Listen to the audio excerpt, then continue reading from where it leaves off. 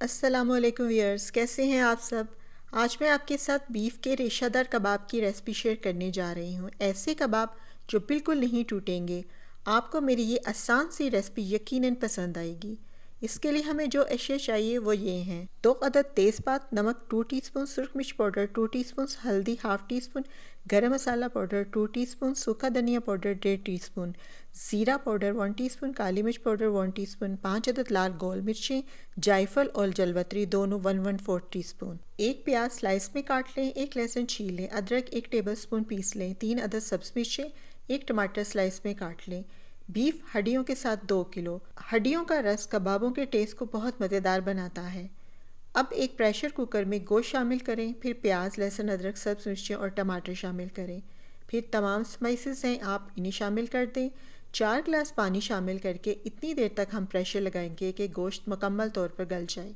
अगर आपने अभी तक मेरा चैनल सब्सक्राइब नहीं किया तो मेरे चैनल को सब्सक्राइब कर दें और बेल आइकन बटन को प्रेस कर दें ताकि हर नई वीडियो का नोटिफिकेशन आपको सबसे पहले मिल सके। आधा किलो चने की दाल एक रात पहले ही मैंने धोकर भिगो दी थी। इसे एक पतीले में डालकर 2 गिलास पानी शामिल करें। साथ में 1 टीस्पून नमक शामिल करके दरमियानी आंच पर इतनी देर तक पकाएंगे कि दाल गल जाए। फिर दाल का बचा पानी अच्छी तरह सुखा लें। इसे साइड पर रख दें। मैंने तकरीबन 20 से 25 मिनट तक प्रेशर लगाया था। आप देख सकते हैं कि गोश्त मुकम्मल तौर पर गल चुका है। इसमें से तेज़पात को निकाल कर साइड पर रख दें। बाकी तमाम मसाला जात वैसे ही गल चुके हैं। अब गोश्त के अंदर मौजूद सारा पानी भी अच्छी तरह सुखा लें और एक खुले बर्तन में इसे निकाल कर ठंडा कर लें। फिर तमाम हड्डियाँ गोश्त से अलग कर लें। अब इसमें दाल मिक्स कर लें। एक चॉपर में गोश्त और दाल शामिल करें। 1 टेबलस्पून चॉप की हुई सब्ज़ मिर्चें उन्हें शामिल कर दें। इसे अच्छी तरह मिक्स कर लें। आप चाहें तो किसी कूंडी में भी इसे मिक्स कर सकते हैं। बिल्कुल एक साइज़ और शेप के कबाब तैयार करने के लिए पहले एक साइज़ के सांचे में निकाल लें।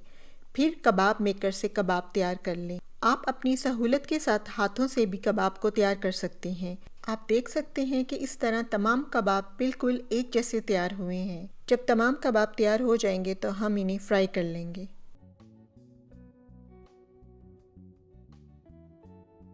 एक फ्राइंग पैन में तेल शामिल करें और हल्की आंच पर इसे गर्म कर लें। एक अदद अंडा फेंट लें और हर कबाब की कोटिंग करके फ्राइंग पैन में डालते जाएं।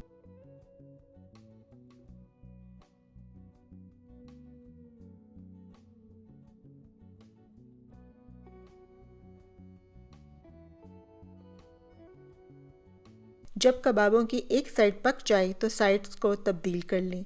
जब कबाब तैयार हो जाएं तो इन्हें डिश आउट कर लें। रेशादार कबाब तैयार हैं। आप देख सकते हैं कि कोई कबाब फ्राइंग के दौरान और बनाते वक्त बिल्कुल नहीं टूटा। शामी कबाब को केचप या पुदीने की चटनी के साथ गर्मा गर्म सर्व करें। रेसिपी पसंद आई हो तो वीडियो को लाइक और शेयर करना मत भूलिएगा। कमेंट सेक्शन में अपनी राय से ज़रूर आगाह कीजिएगा। दुआओं में याद रखें। अल्लाह हाफिज़।